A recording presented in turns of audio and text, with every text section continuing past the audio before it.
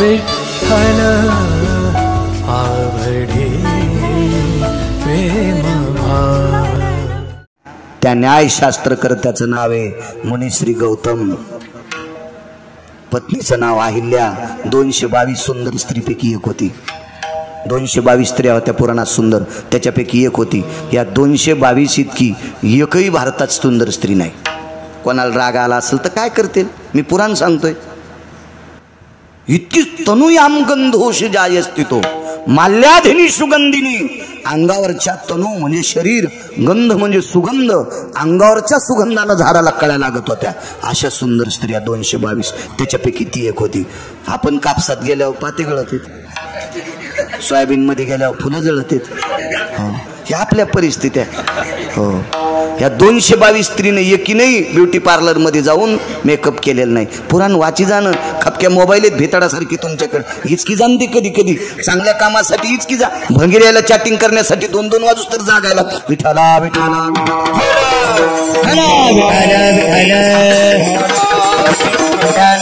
अशा पवित्र न्याय शास्त्रकर्त्याच्या पत्नीवर अन्याय केला हो।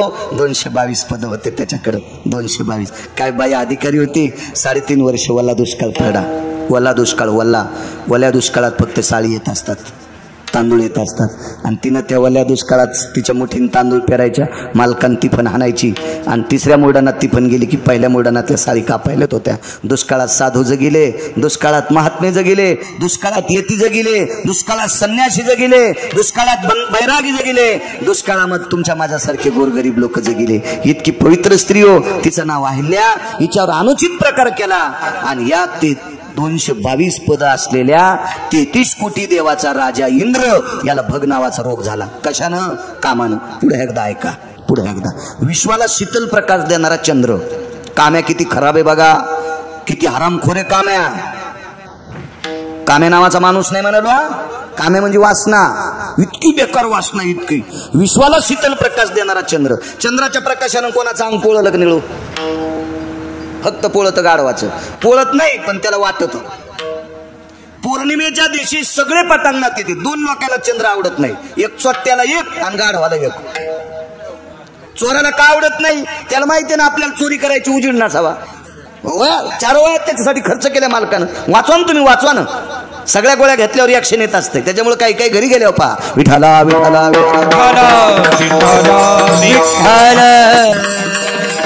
स्वतःला चंद्र आवडत नाही चोरी करणाऱ्याला। आणि गाढवाला काय वाटतं? गाढव पौर्णिमेच्या दिवशी तुम्ही मोकळे सोडा, जिकून भिताडाची सावली पडती का तिकून उभी राहते। गाढवाला विचारलं लयच अंग पोळायला म्हणून, पहा हाव ना चिंचकर, वाचून सांगतो गळ्या शपथ, बापारे नाही। विठाला विठाला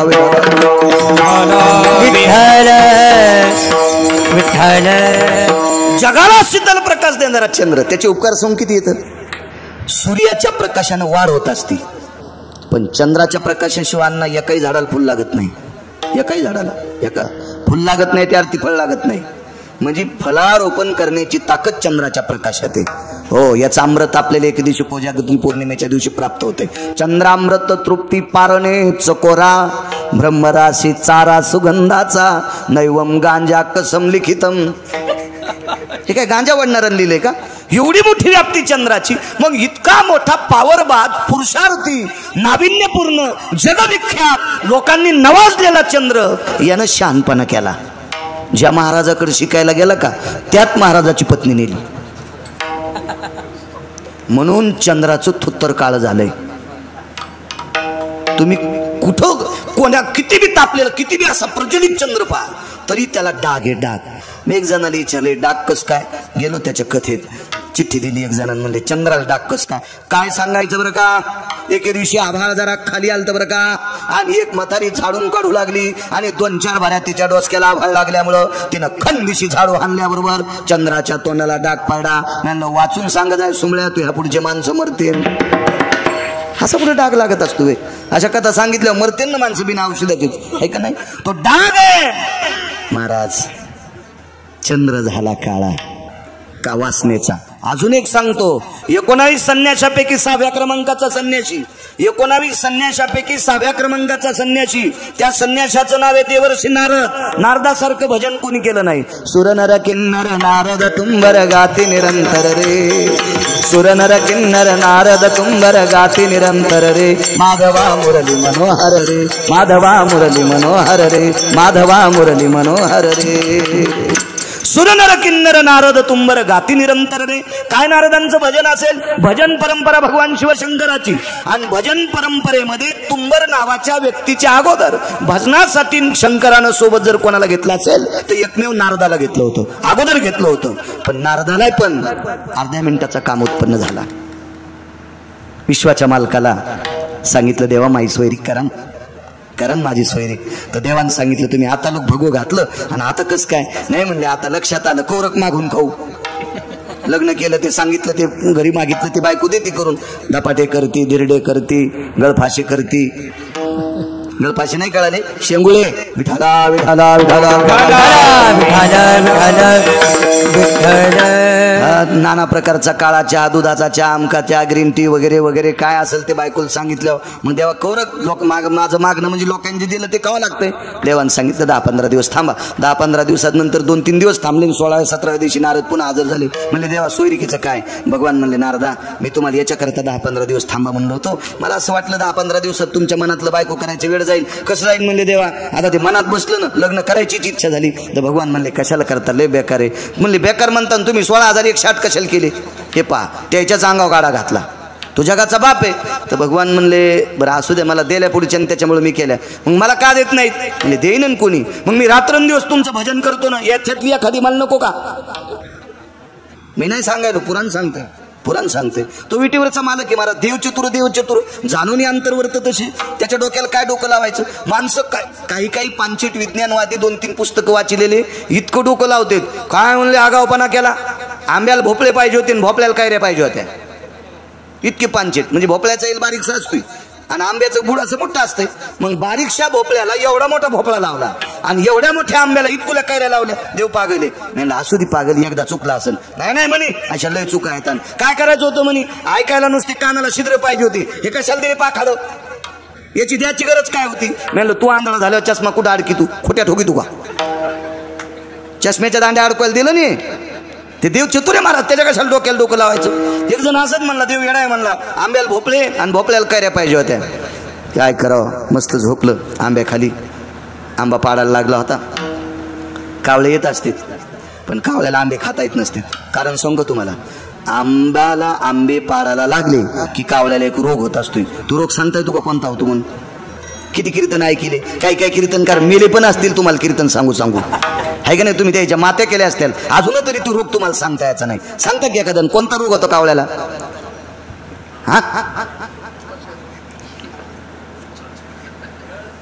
अरुची नावाचा रोग. विठाला विठाला विठाला.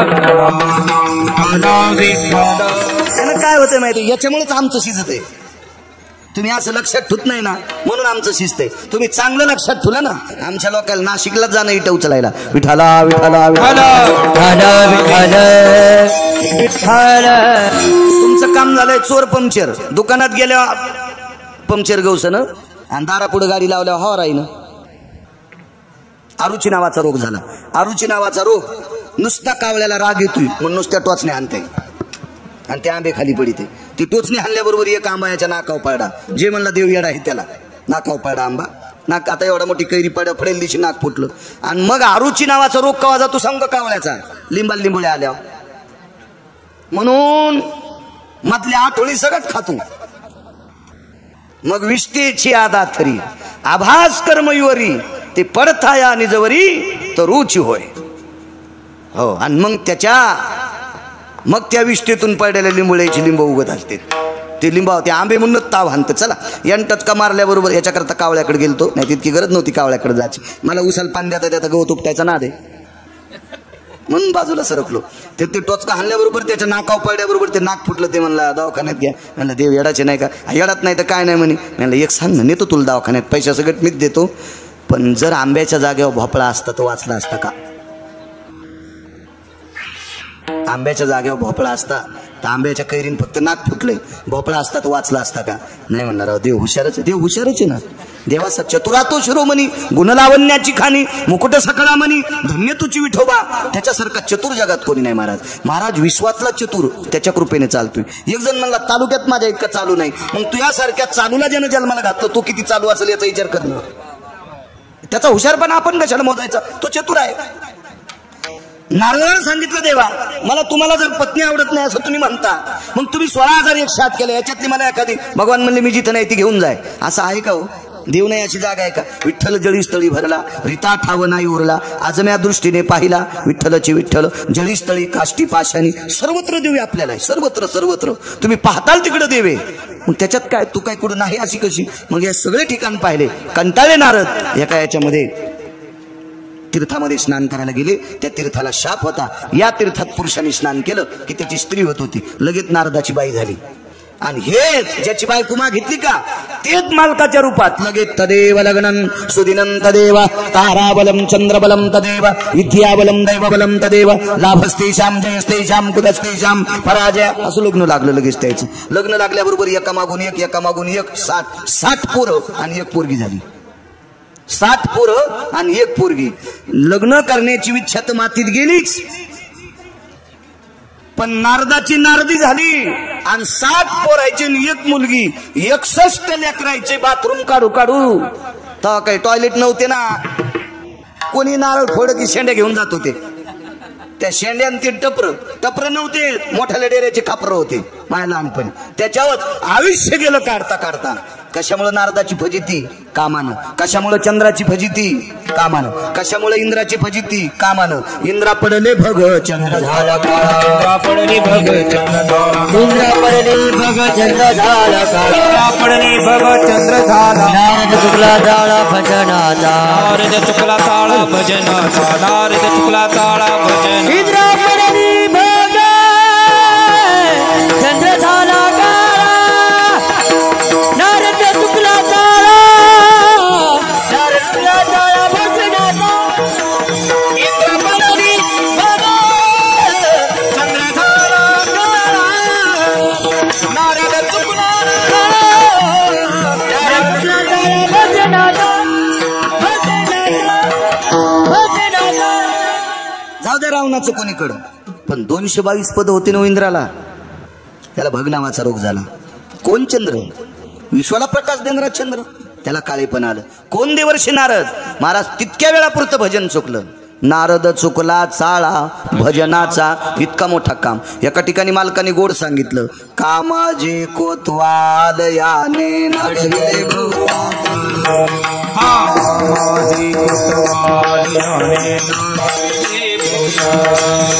हरी हराची आभरू घेतो भयनाई त्याची, हरी हराची आभरू घेतो भयनाई त्याची. जमदग्नी दुर्वास नाडिले महान महान ऋषी, जमदग्नी महान महान ऋषी. ओ क्रोधाचे फौजदार तोही मिळाला त्याशी, क्रोधाचे कोतवाल मिळाला त्याशी. क्रोधाची फौजदार तोही मिळाला त्याशी.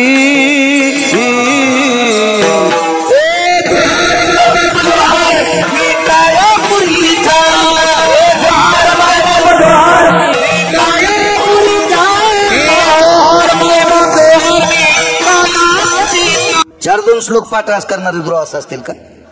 कोणाला म्हणायचं दुर्वास? महाराज दुर्वास ज्या वेळेला पंढरपुरातल्या मालकाच्या मेवण्याला छळायला गेले. अर्जुन मेवणा होता पंढरपुरातल्या मालकाचा. दुर्वास पातला पांडवा छळावया म्हणे. भागवत सांगते चिंचकर महाराज.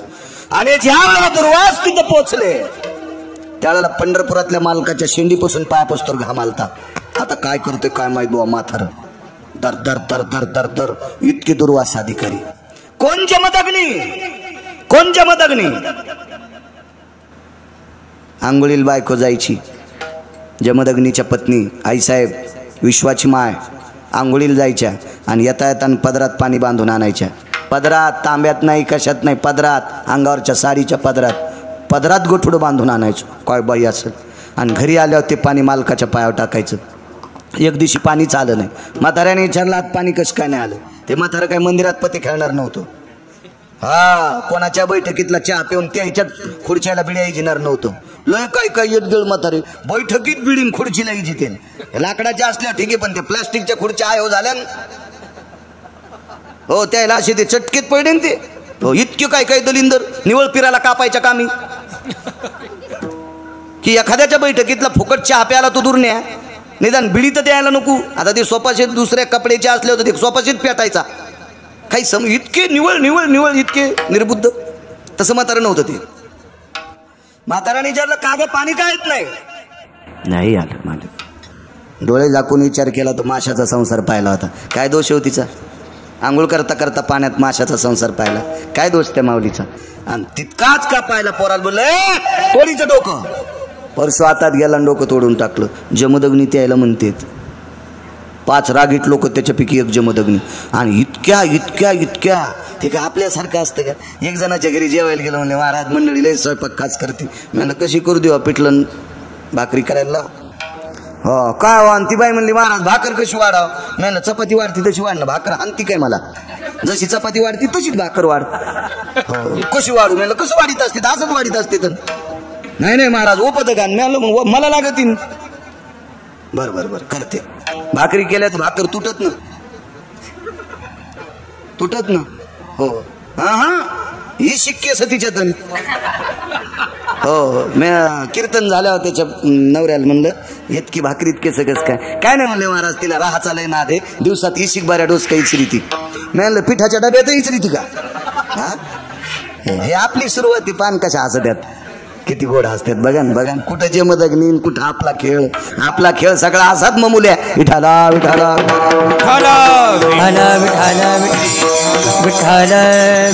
जमदग्नी दुर्वासनारीले महान मान ऋषी हरिहराची आबरू घेतो. याची सुरुवात आहे हरिहराची आबरू घेतो भय नाही त्याची. काय काय काय महाराज. हरी म्हणजे विष्णू आणि हर म्हणजे शंकर. महाराज पंढरपुरातल्या मालकाला सुद्धा एकदा कामान बेजार केलं. एक नालायक मारणं गरजेचं होता आणि त्याला तो मरत नव्हता. पतिव्रतेचं पुण्य होतं, तिचं नाव होतं वृंदा. तिचं जीवन थोडंसं याच्यात आणण्यासाठी जगाच्या मालकाला कामाचा वापर करावा लागला.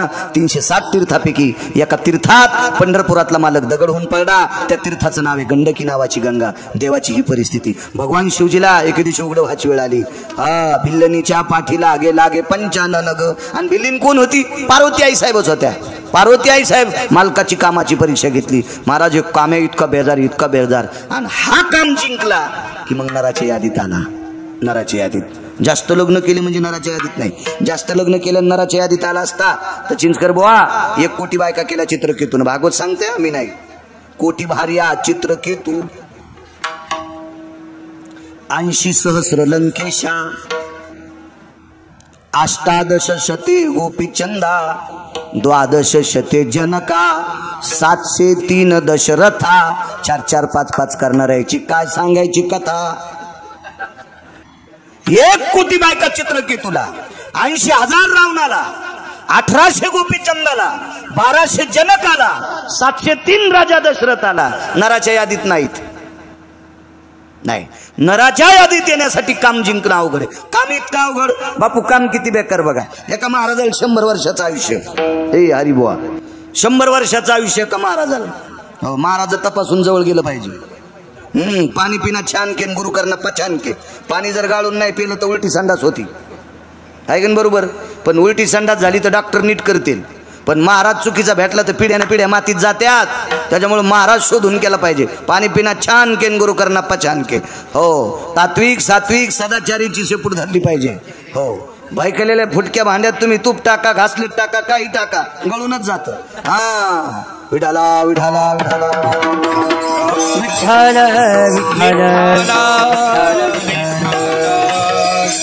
एक ठराविक दिवस एखाद्या गोष्टीची मजा चलत. कोणी कीर्तनकार असेल कोणी पक्वाद्या असेल कोणी गायक असेल. एक ठराविक दिवस असते ज्या दिवशी देवाला सहन होणार नाही ती क्रिया संपली नीट नदीच्या कडेनं पळावं लागते. हो मग त्याला आवडणार नाही अशी अवस्था व्हावी होणी आपल्यावर ती वेळ येऊनी वेळेत वेळेत वेळेत वेळेत वेळेत वेळेत आपले बाण घातले की मग जमीन वाहत नसती. विचित्र परिस्थिती सांगितली कामाची.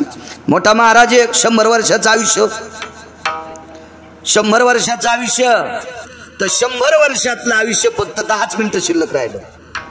10 मिनिटांना महाराज मरणार आहेत. या लोकातली यात्रा संपणार आहे. महाराजाच्या पर्णकुटीच्या बाजूला विमान उभे, 2 पार्षद आहेत. विमानाच्या पुढे पाय घड्या टाकल्यात. महाराज गेल्याच्या नंतर त्यांचं दिव्य शरीर जमिनीवर पाय टेकून न्यायचं नाही. स्वर्गातल्या पाय घड्या त्याच्यावर महाराज विमानात बसणार आणि स्वर्गात जाणार. 10 मिनिटं आयुष्य शिल्लक आणि 10 मिनिटाच्या आत महाराजाला तहान लागली. अरे पाणी देईल का कोणी? उठता येत नव्हतं. शिष्य जवळ नसते आणि शिष्याचं असंच असतं. खऱ्या कामाला शिष्य कोणताच नसतो. हो, महाराजाच्या पुढे काजूट्या का वंजळ वंजळ शिष्य घेते आणि गाडी पंक्चर हो ते मागच्या बाल्कनी झोपल्या तर उठ ना, पडू द्या ना. हो, ड्रायव्हरने बॅटरी धरली, महाराज नट खोलायला आणि शिष्य माग झोपलाय. असेच असते शिष्य कोणाचे बी. मग त्याही महाराजाचे तसेच ना, तसेच एकही शिष्य हजर नाही. अरे पाणी देईल का कोणी? आयुष्य राहिलं 4-5 मिनिटं शिल्लक. महाराजाच्या पर्णकुटीपासून रस्ता होता. काम्या किती हरामखोरी बघा. आणि याला ज्यानं जिंकले तोच नराच्या यादीत. बेकार किती आधी ऐका आणि मग ज्यानं जिंकले त्याचं चरित्र 5-10 मिनिटात ऐका. पूर्णविराम. 1 मिनिट त्रास देणार नाही आणि 11च्या आधी 1 मिनिटानं सोडणार नाही, पुढे सरकणार नाही. ट्रॅक्टर किती मागायचं घ्या, आपला बांधाला की वळीला पाहिजे. विठाला विठाला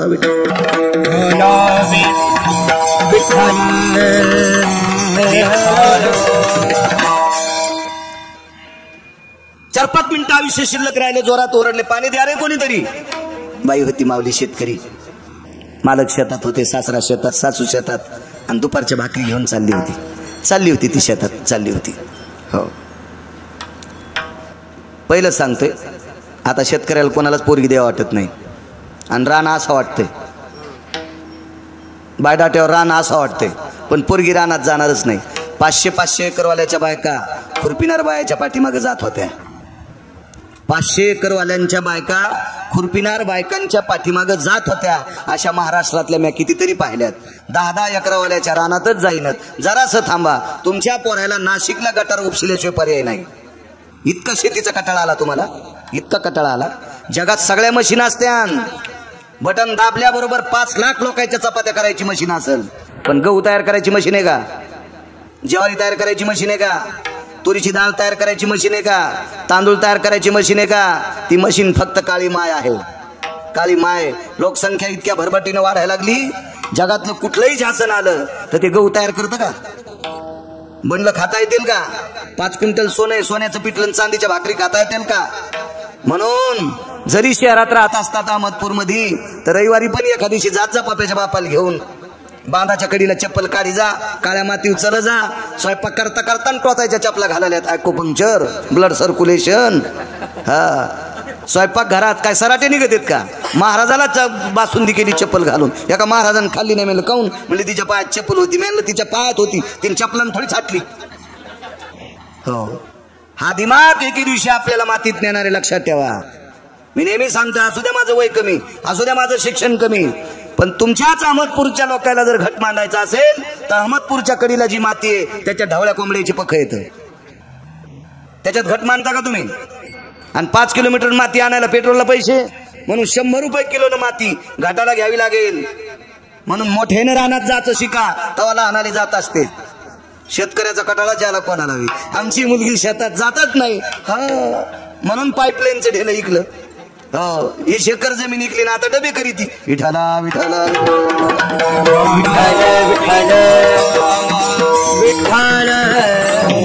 असं म्हणणाऱ्या माईच्या बी थुत्रीत हाणायला पाहिजे, माणसांना नाही, यमानं. विठाला विठाला विठाला.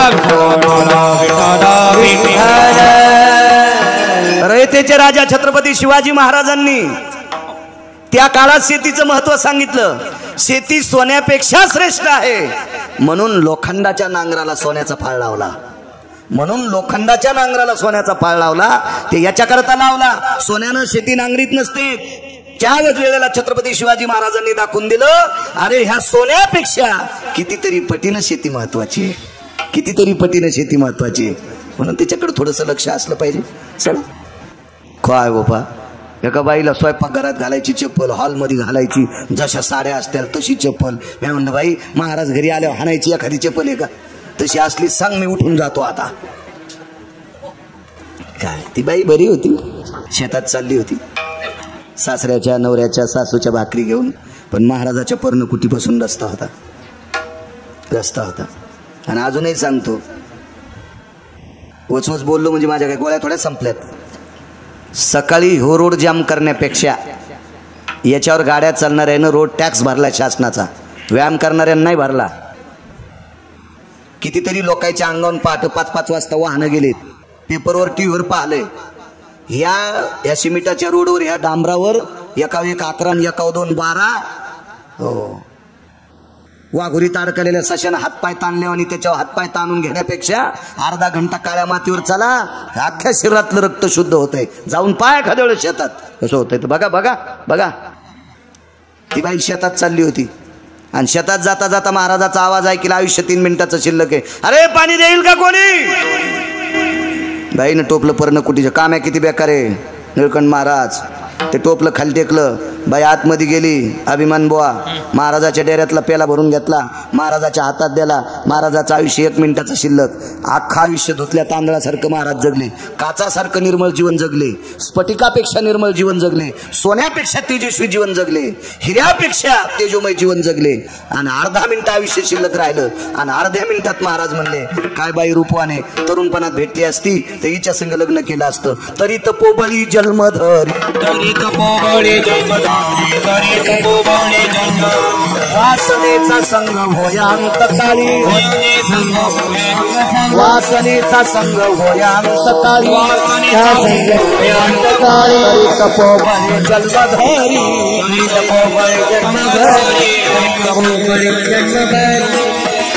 अर्धा मिनिट शिल्लक आयुष्य राहिले. वासनेचा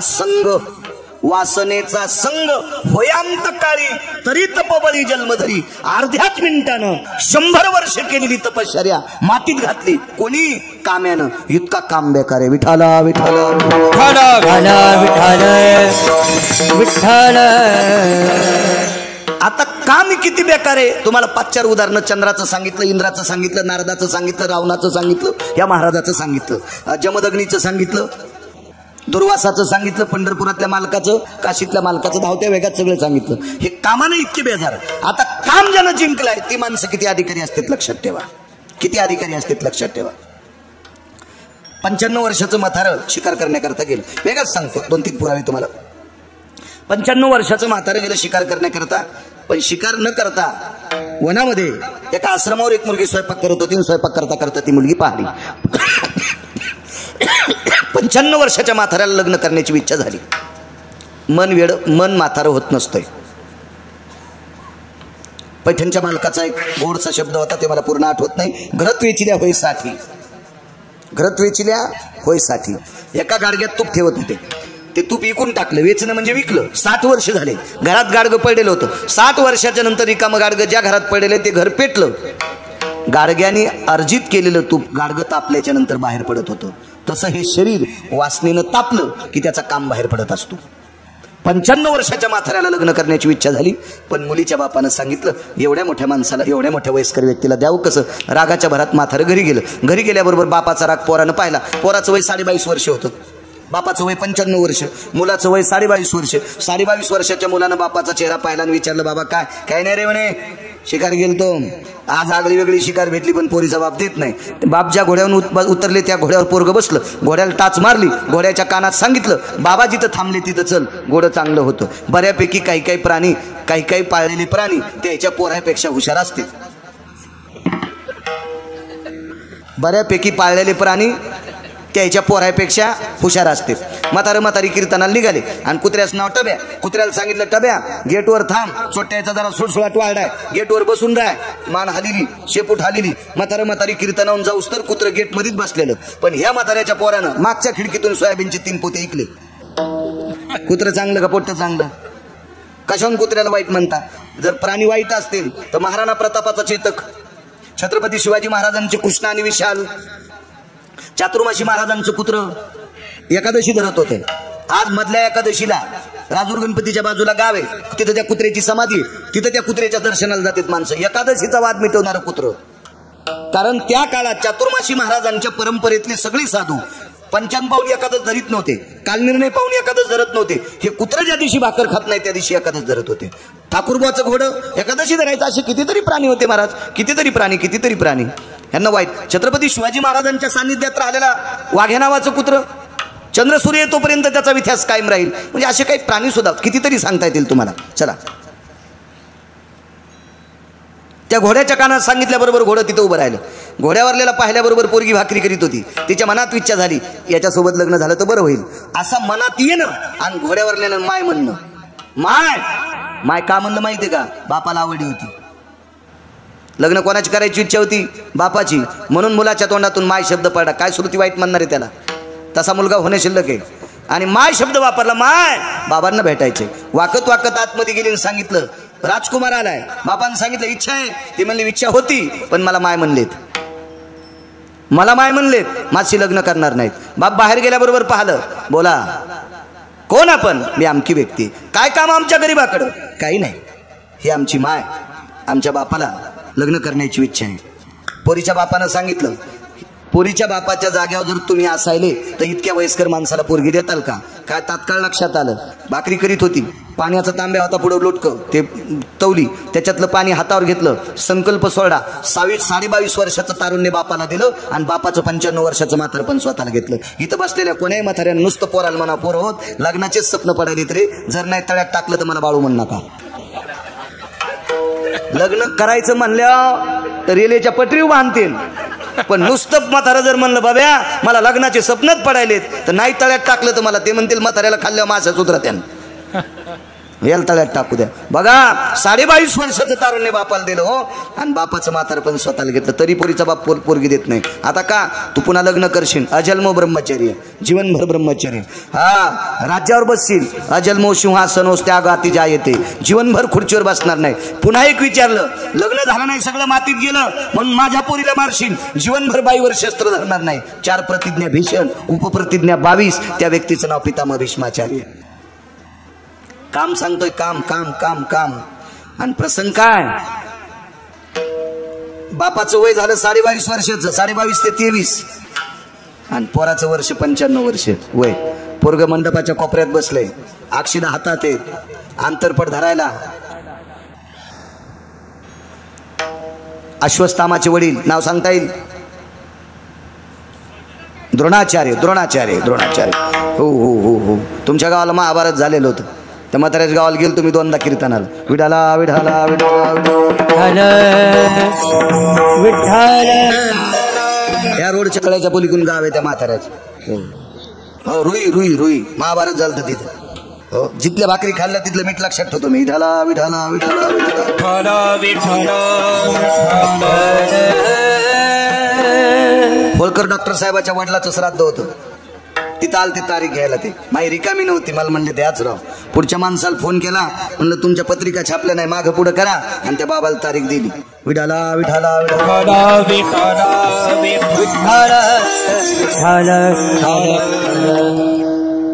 द्रोणाचार्य अंतरपट धरायला निळकंठ महाराज. मंगलाष्टक म्हणायला सांदीपणी होते बापू. सांदीपणी मंगलाष्टक म्हणत होते. शेवटचं मंगलाष्टक नीट म्हणी जा. आपल्या बापाची जागिरी नाही काही बी म्हणायला. काही जर मंगलाष्टक म्हणायचे तर काय करायचं माहितीये का?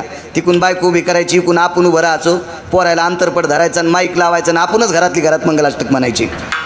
बाहेर नको म्हणी जाऊ तुन या काय बी मंगलाष्टक. यम तुला इतका हानीन, इंच भर जागा ठोचा नाही लाल करायची. विठाला विठाला वेदीचं म्हणलं आता सावधान समयू साधा समीप्याचे वाग्वादान करा. फलार्ध घटिका संपूर्ण आली भरू भावे सद्गुरुचे पदांबुज धरा. कोणी गलबला नका हो करू. मंगलाष्टक बंद केलं. श्रुती धावत आली आणि श्रुतीने विचारलं, गुरुवर्य हे मंगलाष्टक वेगात घ्यावं लागतंय. हे वेदीचं मंगलाष्टक आहे, शेवटचं मंगलाष्टक आहे. हे झाल्याबरोबर टाळी वाजल्या जाते आणि मग नवरी नवरदेवाच्या गळ्यात हार टाकत असते. तुम्ही का थांबले? तर द्रोणा मुनिश्री शिक्षण क्षेत्रातला, नुसत्या भारतात नाही, पृथ्वीवर जितके देश आहेत या सर्व देशातला शिक्षण महर्षी सांदीपनी, पंढरपुरातले मालक ज्यांच्याकडे शिकले ते सांदीपनी रडत होते आणि श्रुतीला सांगितलं, श्रुती मी कशा करता थांबिलं बाई, बघ 22.5 वर्षाचे पिता आहेत आणि 55 वर्षाचा मुलगा बापाच्या अंगावर अक्षदा टाकतो. महर्षी सांदीपनी रडत होते. काय भीष्माचार्यांचा अधिकार असेल, काम जाळला महाराज काम, ताकद आहे का ताकद, किती मोठी ताकद होती. पहिल्याच दिवशी भीष्माचार्यानं बाण मारल्याबरोबर अर्जुनाचा रथ पेटला. तो रथ पेटल्याच्या नंतर पंढरीतला मालक आणि अर्जुन जाग्यावर जळणार. जाग्यावर बाण कोणी मारला होता, ज्यानं काम जिंकलाय त्यानं. काम कोणी जिंकला, भीष्माचार्यानं. रथ पेटल्याच्या नंतर पंढरपुरातले मालक भगवान श्रीकृष्ण परमात्मा आणि यांचा सख्खा मेहना अर्जुन जीवनभर ज्यानं भजन केलं, नुसत्या तोंडानं नाही, झोपी गेल्या अंगावरचे रोम सुद्धा कृष्ण कृष्ण म्हणत होते. इतका अर्जुन, कोपे तरी निवांतच आहे, हा ऋषे तरी बुझावीत जाय, नवल पिसं लागलं होतं अर्जुनाचं. इतका मोठा प्रभावशाली अर्जुन आणि जगाचा पाप, ज्याच्या कृपेशिवाय विश्वातलं झाडाचं पान हलत नाही, असा जगाचा पाप आणि अर्जुन जाग्यावर जळाले असते. बाण कोणी मारला होता, ज्यानं काम जिंकलाय. पण वाचले कोणामुळं, ज्यानं काम जिंकलाय ते वरी बसलेलं होतं. ध्वजस्तंभावरी वानरू ते मूर्तिमंत शंकरू, ज्यानं काम जिंकलाय त्यानं बाण मारला म्हणून दोघं जळत होते. पण ते वाचले का, ज्यानं काम जिंकलाय ते रथावर बसलेलं होतं म्हणून वाचले. आणि एक पुन्हा एक गुरुजी लक्षात ठेवा, रथावर अर्जुनाच्या देव बसायचे पण अगोदर बसत नव्हते, आधी भीष्माचार्यांचं दर्शन घेत होते. भीष्म हे विरोधकाच्या पक्षातले होते. भीष्म कोणाच्या पक्षातले होते, विरोधकाच्या, कौरवाच्या पक्षातले होते. पण देवाच्या पक्क लक्षात होतं, या म्हाताऱ्याचं दर्शन घेतल्याशिवाय पांडवांना दिल्लीची गादी भेटत नाही. म्हणून कामावर जे प्राप्त केलेले माणसं विश्वातल्या मालकाचे सुद्धा बंधनं तोडीत होते. इतका कामावर जे प्राप्त करणाऱ्या भीष्मांचा अधिकार मोठा, म्हणून मालक पहिल्या कडव्यात म्हणतात, काम क्रोध नाही अंगी, काम क्रोध नाही अंगी, काम क्रोध नाही अंगी, काम क्रोध नाही अंगी, काम क्रोध नाही अंगी, काम क्रोध नाही अंगी,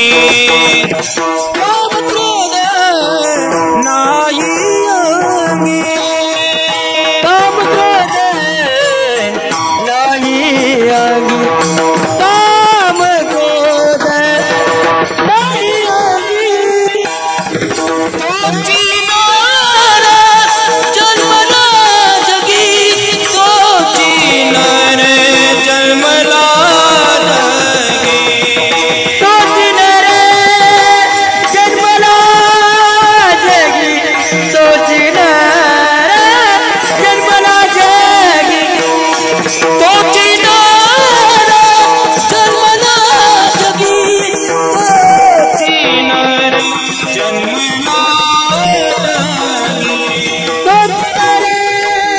जन्मला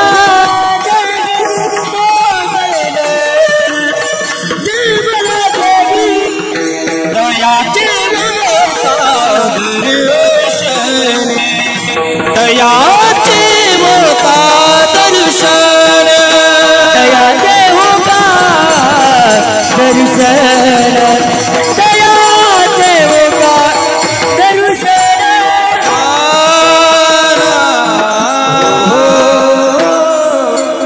काय कामावर जे प्राप्त केलं महाराज, त्यांना भीष्माचार्य म्हणतात. काय व्याप्ती आहे लोकांची. देहूतल्या मालकांना फसवण्यासाठी एक स्त्री पाठवली डोंगरावर. अशा डोंगरावर तुकोबर आहे, तिथे वाघिणी आणि शिवहिणी जणलेल्या, कशाला माणसं जातील. आणि त्या डोंगरावर तुकोबर रस्त्यानं चालत असताना त्या काळातली सुंदर देवांगना डोक्यावरचा पदर खाली सोडला आणि तुकोबराच्या पुढे उभी राहिली. जायो तू माते न करी सायास, आम्ही विष्णुदास तैसे न हो. जाय म्हणले माय, आम्ही तसे नाहीत.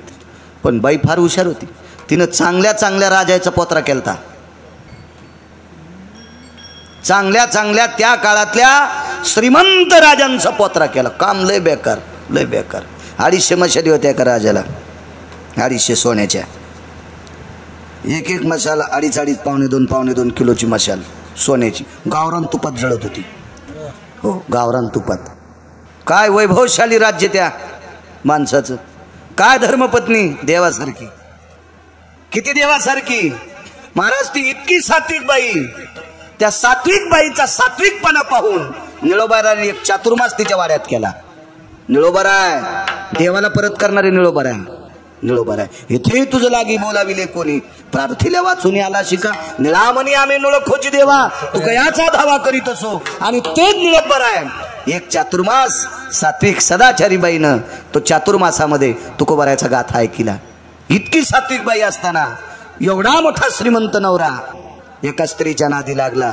मेल्यावर कांदा भाकरी नाही भेटल्या मरताना. इतकी इतकी बेजारी, इतका काम्याई चित्र, इतका काम्याई चित्र. चला तुकोबारायनं ते बाई अशी बाई होती, तिने सांगितलं का मला माय म्हणला तर डोळे का झाकले. पोरान माईकडे बघून डोळे झाकावा, बापान मुलीकडे बघून डोळे झाकावा, भावान बहिणीकडे बघून डोळे झाकावा.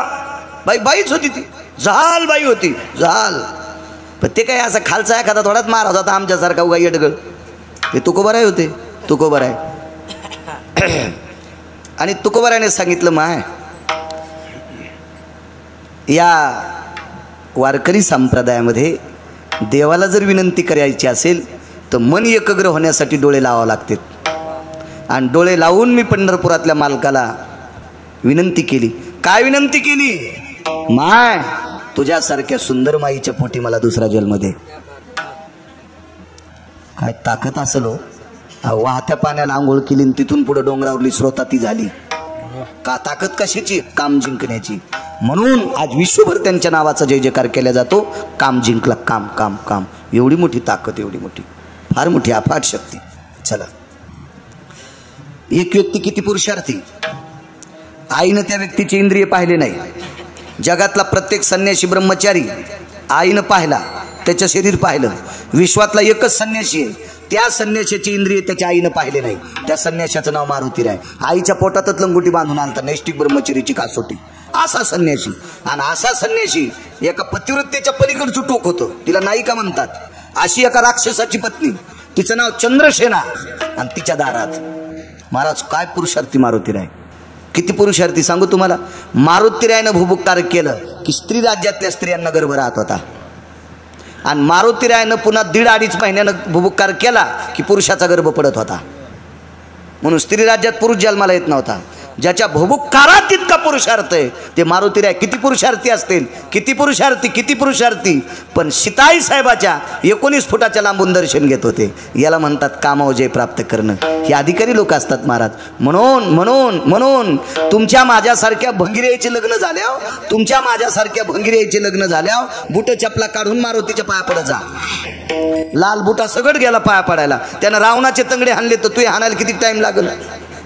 असे काही काही दलिंदर बुटाडो घालून नाही म्हणले नवरदेवाला अधिकारी असतो. तू कशाचा अधिकारी सोमळ्या. 2-3 महिन्यात ही तू पाचोळा करणार आहे. विठाला विठाला विठाला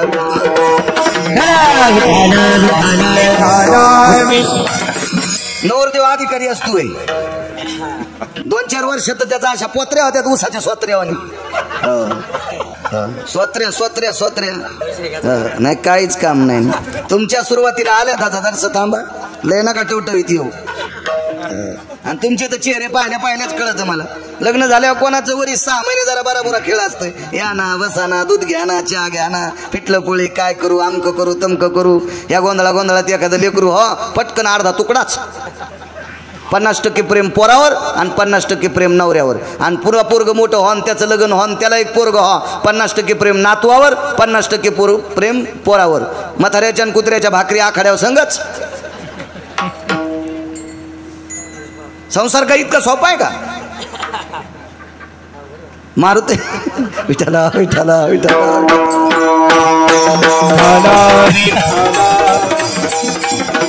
म्हणून ज्यानं कामावजय प्राप्त केला त्या पुरुषार्थी व्यक्तीचं दर्शन घेतल्याशिवाय आपल्या संसाराला सुरुवात नाही. म्हणून मारुतीरायाच्या दर्शनाला जायची पद्धती. पण बुटाडन चपलं काढून पाया पडत जायचं. लग्न झाल्या जास्त शहाणपणा करी जाऊ नका. हो, सांगणाऱ्यानं बी सांगितलं पाहिजे बुटाडं चपलं काढी जा म्हणून. हो, काही काही माणसं लय शहाणे. मारुतीरायाचं दर्शन घ्या आणि ऑटो रिक्षा आलो आलो थांब म्हणजे बुटातून टाचावरी जय मारुतीराय. वा वा वा वा. काही ते बिड्या वाढणार इतके भारी. आलो रे माग बिडीन एका हातानं. त्यानं रावणाच्या दाढी मिशा जळल्या, तो धोतर फुकायला किती टाइम लागेल, काय जरा हिशोबात राहत जाय ना. मारुती रायचं दर्शन घ्यायला सुंबळ्या उचल्या विठाला विठाला रगील दोडके झाले माणसं. कीर्तनाला दम नाही, भागवताला दम नाही, रामायणाला दम नाही. आणि तुमचा काय दोष आहे? आमचेच कचून तंबो खाते जण. हो कथेला गेलो एकदा अंगाव घेऊ नका चिंचकेर मग रेडीमेड कपड्यात दुकान आहे. मी काय तुमच्यासाठी कपडे शिवायला रिकामा होय? तुम्ही म्हणताल मी उगाच बसलो याचं ऐकायला वा कथाकार. एक जणाची कथा ऐकायला गेलो आणि कथा रंगात आली आणि भजन चालू होतं. गोड गोड गोड श्रीकृष्ण गोविंद हरे मुरारे हे नाथ नारायण वासुदेव. मस्त भजन चालू आणि महाराजाच धोतर हालायले. मी म्हणलं ना मांडी खाजवा काय आता घामा घुमानं तर धोतर काऊन खाजवाली तू. पण नंतर श्रीकृष्ण गोविंद हरे मुरारे हे नाथ नारायण वासुदेव. म्हणजे चालू भागवतात तंबाखू खाल्ली. त्याचं भागवत ऐकलं नाही गावाला कुपाटी लागायची का? त्याला जाऊ द्या, त्याला कोण्या बेसरमात यम टाकीन त्या भाडव्याला ते जाऊ द्या, पण त्याच्या पुढे बसणाऱ्याला पण कोण्या नरकट टाकीन याचा सुद्धा मेळ नाही ना. विठाला विठाला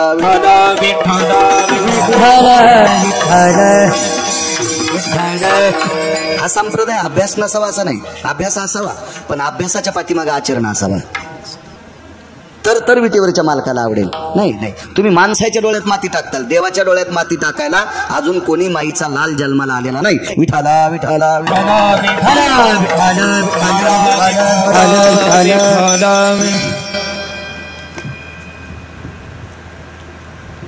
त्या मारुतीरायाचं दर्शन घेतल्याशिवाय आपल्या संसाराला सुरुवात होत नाही.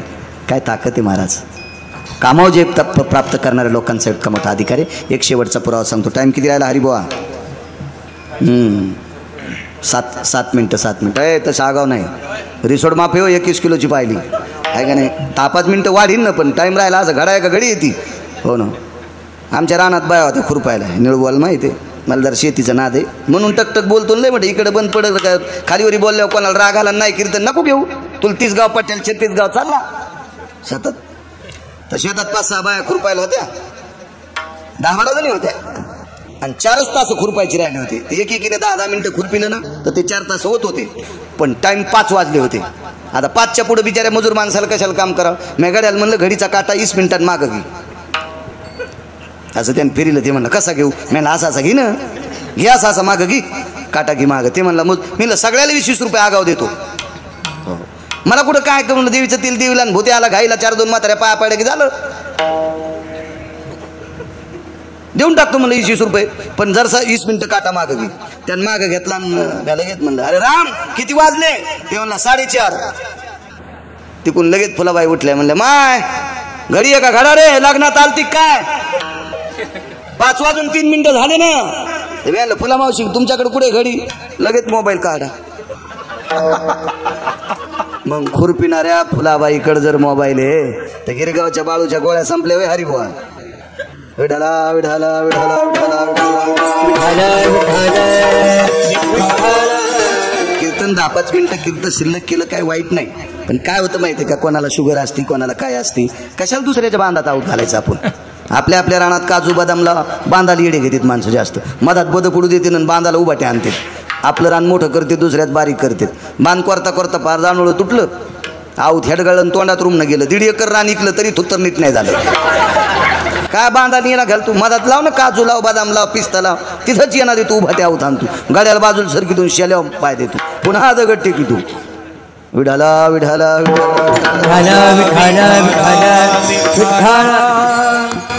एका मुलाचं लग्न झालं. शेवटचं वाक्य सांगतो जाऊ द्या 10 मिनिटं मला लांब जायचं पुन्हा. एका मुलाचं लग्न झालं. लग्न झाल्यावर आता काय संसार होते काय मजाच असते सगळ्या गोष्टी. त्याला का कोणी दिसत का काय लय मजा आगळी वेगळी. काय दिसत नसतं पुन्हा कोणी. फक्त त्याला त्याची मंडळी दिसती बाकी काही दिसत नाही. माहेराला गेल्यावर कपाटात दिसन याच्यात दिसन वस्तूत दिसन सप्रेम भेटीत दिसन गिलासात दिसन तांब्यात दिसन कंसाला देव दिसू लागला तशी याला दिसते. हो. आणि मग ते लग्न झाल्याच्या नंतर वैभवशाली होतं बऱ्यापैकी कुटुंब होतं. आणि ज्या दिवशी माहेराला मांडव परतनीला गेली त्या दिवशी येणारे त्या दिवशी आली नाही. 5 वाजता आईला इच्छाला आई ही आली नाही आली बाळा नसन आली काही अडचण असेल कोणी पाहुणे रावणे आले असतील थांबा म्हणले असतील उद्याला येईल. कशात जेव तू नवरदेव 8 वाजताच निघाला नवरदेव सासरवाडीला. सासरवाडीच्या आणि याच्या गावाच्या मधात नदी तुडुंब भरलेली. नवरदेवाला पावता येत होतं का नव्हतं देव जाणे. कामावर क्रुज्यानं जय प्राप्त केला त्याला नर म्हणतात. त्याच्या एवढं शेवटचं वाक्य आहे का. दोन्हीच्या मधात नदी होती. नदीच्या पलीकडे जावं कसं, पण पत्नीविषयी अपेक्षा आशा फार मोठी होती. वासना नदीत उडी टाकली. अर्ध्या नदीत आल्यावर बुडकळ्या घेऊ लागले. आता बुडणार आहेत महाराज, हे नवरदेव बुडणार आहे. पण कर्मनोगती त्याचं प्रारब्ध चांगलं. त्या नवरदेवाचं त्याच्या हाताला मड लागलं. वरून मड वाहत आलं, पाण्यात मड वाहत आलं. पाणी कोणतंच मड्याला लाकडाला खाली घेत नाही, वरी फेकीत. हो, माणूस पडड्या पडड्या जाईल खाली, पण काही वेळानं वर घेतच असतो, पुन्हा तो खाली जात नसतो. मग प्रांतात त्या भागात मडे पाण्यात सोडण्याची पद्धत होती. अंत्यविधीची पद्धतच होती. एक दफनविधी आहे, एक दहनविधी आहे. उत्तर भारतात प्रेत नदीत सोडतात, पण त्या नद्या मोठ्या असतात, विस्तृत नद्या असतात. सदाव्रत नावाचा विधी म्हणतात त्याला. आणि तसं प्रेत सोडलं. मग ते प्रेत हाताला लागल्याबरोबर त्या प्रेताच्या माडावरती बसले. पण 2-3 दिवसाचं सडलेलं मड होतं. आणि याचं वजन, ह्या नवरदेवाचं वजन आणि त्या प्रेताचं वजन मधात ते लागले. लाकडं फाकडं त्याला ते पाण्यानं फेकून दिलं. कडीला गेले. पण कडीला गेल्यामुळे वच करता करता ते मड्याचं पोट फुटलं. अंगाला सगळं मांस गीस लागलं. पण काही वास येत नव्हता, काही येत नव्हता. कोणाचा वास येऊ लागला? फक्त बायकोचाच. पुन्हा कोणाचा येईच नाही गेला ना. पुन्हा कोणाचाच वास दिसणं गेला. फक्त त्या मंडळीचाच वास येऊ लागला. आणि गेले तिथे गेले तर हे जाणं गडगड गडगड गडगड गडगड गडगड गडगड. रात्रीचे 2 वाजलेले. आबाळ मी म्हणते पावसाचा धो सुरू आहे. वळचणीला उभे राहिले. दरोजा वाजवता, बेल नव्हत्या, फोन नव्हते, काय नव्हते. वय झाल्याच्या नंतर एक गोष्ट बघा लक्षात घ्या. ज्याचं वय झालं का त्याचा आहार कमी होतो, झोप कमी होती, पण हाव जास्त वाढते. वय लय मोठं झालं ना, झोप कमी होती, जेवण कमी होतंय, आणि हाव लय मोठी वाढती. खाल्ला काड्यापटीत पेरलं का, वरला काड्यापटीत पेरलं का, त्या बैलाचं काय झालं, त्याचा आगुंडी कसं काय गेली, ते कासऱ्याला गाठ कशी काढली, ते यठण कसं काय तुटलं, हे नियम आहे. मी म्हातारा झाल्यावर सुद्धा माझं सुद्धा तेच होणार आहे. दात पडतील, लोक कीर्तन घेणार नाहीत, आणि मला वाटतं घ्यावा. आणि लोक इकून तिकून हवा जाती म्हणून म्हणता येत नाही, लोक घेत नाहीत. मला वाटते मला काहून घरी ठेवालेत, मला काही विद्वत्ता नाही. असं असतंच म्हातारपणी. कोणाचा असू द्या, मी असो, तुम्ही असो, सगळे असो, तिचा असता. सासूबाई उठल्या, काय पाय वाजले म्हणून दिव्याची वात पुढं केली. वातीच्या प्रकाशात जावाई पाहिल्याबरोबर तोंड बाजूला फिरलं. ती जुन्या काळातली सासू होती ना. आताची लगेच म्हणली असती, बाई तुम्ही कवाशी आलात. ती जुन्या काळातली सासू होती, तिने बाजूला तोंड केलं. अजूनही काही काही खेड्यापाड्यात जर जायचा योग आला, मोठ्या फुलवान घराण्यातल्या बायका आमच्या देखता चहा पित नाही. आणि जरी बैठकीत प्याचा वेळ आला तर आमच्याकडे तोंड करून पित नाही. आजही भारतातली, या महाराष्ट्राच्या मातीतली इतकी गोड संस्कृती माझ्या मावल्यांनी सांभाळून ठेवली. म्हणून या देशातल्या वारकरी संप्रदायातल्या आधारीव लोकांनी तुमची एवढी मोठी किंमत केली. ज्या घरी कुलस्त्रिया राज्य, राणी व संपत्ती. या देशाची सर्वात मोठी संपत्ती काय असेल ते या देशाची स्त्री. इतकं वारकरी संप्रदायाने उदात्त अंतकरणाने तुमचं वर्णन केलंय. चला, जुन्या काळातली माऊली होती, तिने बाजूला तोंड केलं आणि तशीच भिंतीच्या कडेकडेनं पाठीमागं आली आणि मुलीला सांगितलं. मुलीचं नाव होतं रत्नमाला. अगं रत्नमाला, हे रत्नमाला, तुझे मालक आलेत ग. ती डोळे चुळीत चुळीत उठली. रत्नमाला ही सात्विक विचाराची, सदाचारी, पुण्यशील जुन्या काळातली नवरी होती. ती अधिकारी नवरी होती. तिने सांगितलं, आई रात्रीचा प्रहर काय झालाय, पाऊस मी काय म्हणतोय, एवढ्या रात्री माझे मालक कसे येतील, दार कोणी उघड आहे. ती म्हणली, दार उघड नाही, पण खिडकीतून आलेत. आई दुसऱ्या मजल्यावर खिडकी आहे. पहिल्या मजल्याला खिडक्या नसायच्या, दुसऱ्या मजल्याला खिडक्या. चिरेबंदी वाड्याला पहिल्या मजल्याला खिडकी नसायची, दुसऱ्या मजल्याला खिडकी आहे. आणि एवढ्या उंच. अगं कसे आले मला माहीत नाही. आले, मशाल लावली, मशाल हातात घेतली आणि पाहिलं तर मालक आहेत. मालकाच्या अंगाला मास लागलेले. मालक तुम्ही खिडकीतून कसे आले? अगं तूच दूर सोडा होता. खिडकीकडे मशाल लावली तर काळा ठिकर सर्प होता आणि सर्पाला धरून नवरा वरी आला. मशाल रोवलेली बाई मालकाच्या पुढे बसली. मालक, या दाराची आगळ, पूर्वीच्या काळात आगळीचे वाडे होते. आगळीचे, जिनच्या पॅन्टवाल्याला कळणार नाही, कळाला असं समजून घ्या. आगळीचे वाडे होते. आगळ जोरात वाजावा म्हणून त्याला त्याचे पानं लावायचे ताडाचे, आणि ताडाची पानं लावून त्याला तेल लावायचं आगळीला. त्या ताडाच्या पानाला आगळ घासली की कर कर कर कर कर कर कर कर आवाज येत होता. म्हणजे चोट्ट्यानं जरी दार उघडलं तरी मालकाला कळत होतं. अशा काही आगळी होत्या. मग आगळ वाजलीच नाही. तुम्ही आले आम्हाला कसं कळवा? अगं मी पाठीमागं खिडकीतनं आलो, पाहिलं तर सर्प आहे. बाईसाहेब खाली बसल्या. कामावर जे प्राप्त करणं सांगताय शेवटचा पुरावा. खाली बसल्या आणि बाईनं हात जोडे. मालक, कातड्याच्या बायकोसाठी प्रेतावर बसून आलात. कर्मनो गहनो गती. ते प्रेत जर तुम्हाला सापडलं नसतं तर तुम्हाला पावता येत नव्हतं. तुम्हाला पावता येत नव्हतं. आणि ते प्रेत जर तुम्हाला सापडलं नसतं तर उद्या सकाळच्याला माझ्या कपाळावरचं कुंकू नाहीसं झालं असतं. कोण म्हणायली? बायको. उद्या सकाळच्याला 10 वाजता माझ्या कपाळावरचं कुंकू नाहीसं झालं असतं. एक. दुसरा मुद्दा, कर्मनो गहनो गती. माझं कुंकू काहीतरी बळकट असेल याच्याकरता तुम्हाला देवानं प्रेत पाठिलं, त्याला हाताला धरून त्या प्रेताचा आधार मिळाला आणि तुम्ही इथपर्यंत आलात. पण वाड्याकडे येत असताना खिडकीत एक काळा ठिक्कर भुजंग होता, सर्प होता. वाड्याला कुठेतरी भळ पडली होती, त्याच्यात पाणी गेलं, त्याच्यातला सर्प बाहेर आला, खिडकीला लोंबकाळून खाली येत होता. तोपर्यंत तुम्ही धरलं आणि वरी आला. आता तो सर्प किती विषारी होता. ताणल्याच्या नंतर त्या सापाचं विष बाहेर पडलं. खिडकीच्या गजावर विष पडल्याच्या नंतर गज कुजून गेले. इतकं विष भयावह विष होतं.